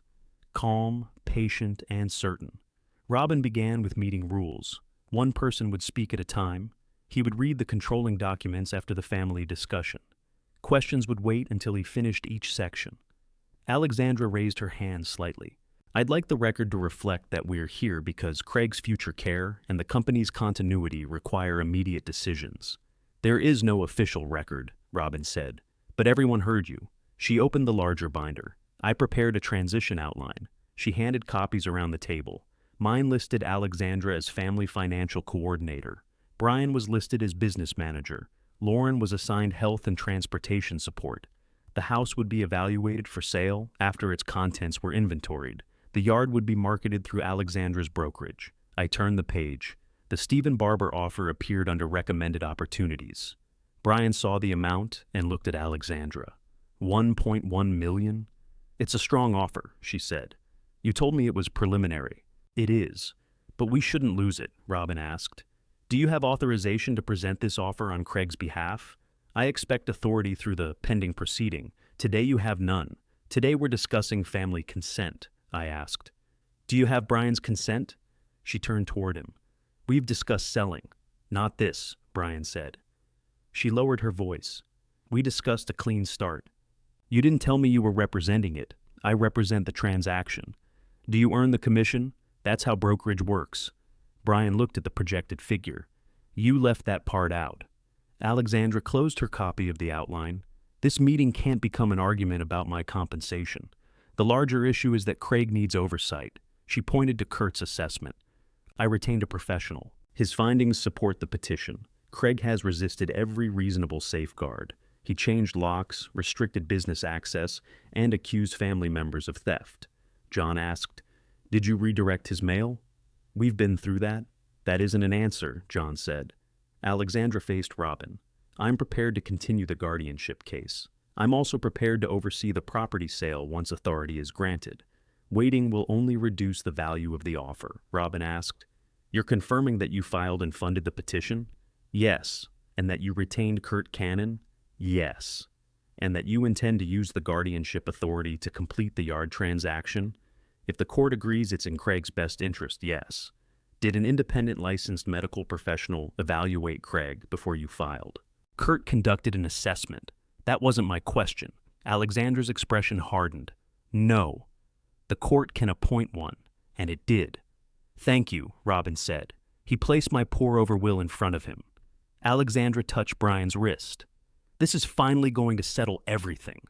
Robin read the will aloud. It was short. Any property outside my trust would pass into the trust at my death. The personal representative had no separate power over trust property. Nothing in the will granted authority while I was alive. Alexandra relaxed when he finished. It was the document she expected. Robin set it aside and reached for the restated trust. Robin opened the signature page first. This restatement was executed in June of 2025. Alexandra leaned forward. That's after the document I reviewed. Yes, Robin said. Why wasn't it provided to us? You weren't entitled to it. We're petitioners in a capacity case. You filed that case after this document was signed. Robin turned to the section marked with a paper tab. The trust requires an independent licensed medical evaluation before any beneficiary files or funds an incapacity or guardianship proceeding against Craig. He read the provision aloud. The room stayed completely still. Any beneficiary who filed, financed, or knowingly supported such a proceeding without the required evaluation automatically forfeited that person's beneficial interest. That person also became responsible for the trust's reasonable legal costs. When Robin finished, Alexandra looked at me. You wrote that for me. No, I said. Robin recommended it before you filed anything. She turned back to him. This is obviously retaliatory. It's standard protective language, Robin said. It applies equally to every beneficiary. I had an assessment. You had Kurt Cannon. He's certified. He isn't a licensed medical professional. He evaluated Craig in person, at your request and at your expense. Alexandra glanced at Brian. That doesn't invalidate his findings. Robin opened another folder. Your text messages do. He handed Brian the authenticated copy of Cannon's invoice. Brian read the amount. $4,800? Alexandra reached toward it. That was a professional fee. Brian pulled the paper away. You paid this yourself? I retained him because nobody else would act. Robin gave Brian the next page. It contained the text exchange. Brian read silently until he reached Alexandra's instruction. Make it sound worse than it is, he said. His voice was low. Alexandra looked around the table. That's being taken out of context. Robin said, Cannon produced the same exchange from his records. Brian kept reading. You told him Dad presents well. I was explaining that decline can be inconsistent. You told him to focus on clutter. The house had hazards. You boxed Mom's quilts. Alexandra's face tightened. Your father is manipulating this meeting. I didn't answer. Robin slid the brokerage file across the table. Brian saw Alexandra's name as broker of record. Then he found the projected commission and the note about expected family control. He looked at her. You filed the case to sell the yard. I filed because Craig needs oversight. You told them authority was coming. I believed the petition would succeed. You used my work login for the deposit. I didn't. The wire matched this schedule. That was an automated error. Brian placed both hands on the table. You put Dad's signature on it. I never forged anything. Tina's confirmation sat behind the wire request. Robin didn't accuse Alexandra of forging the signature. He didn't need to. The blocked request, the deposit schedule, and her transaction file carried the same amount and date. Alexandra stood. I'm not staying for an ambush. Robin's voice remained calm. The trust provision is self-executing. Leaving won't change it. She stayed beside her chair. What exactly are you claiming? I'm not claiming it. I'm informing you. You filed and funded the guardianship petition without an independent licensed medical evaluation. Your contingent beneficial interest terminated when you filed. That's not enforceable. You may seek your own legal advice. And the legal costs? The trust will issue a reimbursement demand. She looked at me again. You're taking my inheritance. You tried to take my life while I was still using it. Nobody spoke after that. Alexandra closed her folder. Her hand shook once when she fastened it. This family will regret choosing him over me. Lauren said, he didn't make you send those texts. Alexandra looked at Brian. Are you coming? Brian stared at the transaction file. No. She waited. He didn't move. Alexandra left alone. After the door closed, Brian read every page again. John sat nearest the door with his arms folded. Lauren watched her brother, but didn't speak. Finally, Brian asked me, how long have you known? Lauren found the first packet in April. Robin verified it afterward. Why didn't you show me? I asked you to ask your wife. She told me the offer wasn't real yet. It was real enough for the wire. Brian covered his mouth with one hand. I signed that statement. Yes, I said you were confused. Yes. He looked at Robin. Does the clause take my share too? No, Robin said. You didn't file or finance the proceeding. Your statement doesn't meet the trust's triggering language. Brian looked at me. You left me in it as a beneficiary. What about running it? You remain operations manager for now. And trustee? No. He nodded slowly. I understand. I wasn't sure he did, but it was a start. Robin filed the authenticated records with the court the following morning. Alexandra's lawyer requested a short delay, reviewed the materials, then moved to withdraw the petition. The judge dismissed it. The dismissal noted both independent evaluations, finding me competent. It also noted that Cannon lacked a clinical license and had been privately coached by the petitioner. The developer's July deadline passed without my signature. The $1,100,000 offer lapsed. Steel Diesel stayed on the frontage road. Alexandra's brokerage opened a compliance review. They examined her broker designation, the undisclosed personal interest, her statements about pending authority, and the use of her work phone. There was no dramatic arrest. Nobody came to her house in handcuffs. Her consequences arrived through letters, invoices, and people who stopped accepting her explanations. The trust demanded reimbursement for its legal costs. Alexandra hired her own attorney. After several months, they agreed on a payment schedule. Brian moved out of their house before the end of summer. I didn't ask for details. He told me the marriage had become complicated. I said, it was complicated before you noticed. He accepted that. At the yard, he stopped using the manager's office for a while. He worked beside the mechanics, handled rental returns, and took the early calls. I didn't order him to do that. One morning, he came into my office carrying 2 coffees. Can I ask what I have to do to fix this? You can't fix all of it, I know. Do you? He set my coffee down. I believed her because disagreeing with her was exhausting. That isn't the same as believing her. No. You signed a false statement. I know. You let her use your access. I know. And when I asked direct questions, you defended her. He looked at the floor. I know. I waited. He said, I'm sorry, Dad. It wasn't a performance. He didn't ask for forgiveness in the same breath. I told him the conditions. He could keep working at the yard. His authority would remain limited. Every major payment required a second review. He would never serve as trustee. If he wanted trust back, he would earn it through time and ordinary work. No shortcuts, I said. No shortcuts, he answered. That was our settlement. Not forgiveness, not yet. In September, Lauren came over to help with the roses. Several bushes had suffered while I dealt with the case. We replaced 2 along the south fence and moved Kathleen's green bucket away from the door. Not because Kurt had called it dangerous, but because the bottom had finally rusted through. Brian arrived while we were digging. He had work gloves and 3 new rose plants in the back of his truck.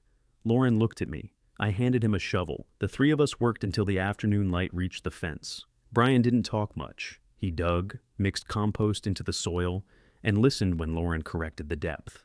Inside, Kathleen's quilts hung where she had left them. Her sewing machine sat beneath the blue and yellow one. Nothing had been sold. Nothing had been cleared for somebody else's convenience. Kathleen once told me that surrender and compromise were different things. I finally understood what she meant. Compromise asks both people to make room. Surrender asks one person to disappear. I wasn't going to disappear. If you believe quiet truth can still beat greed, tell me what you would have done, subscribe, and join me for the next story.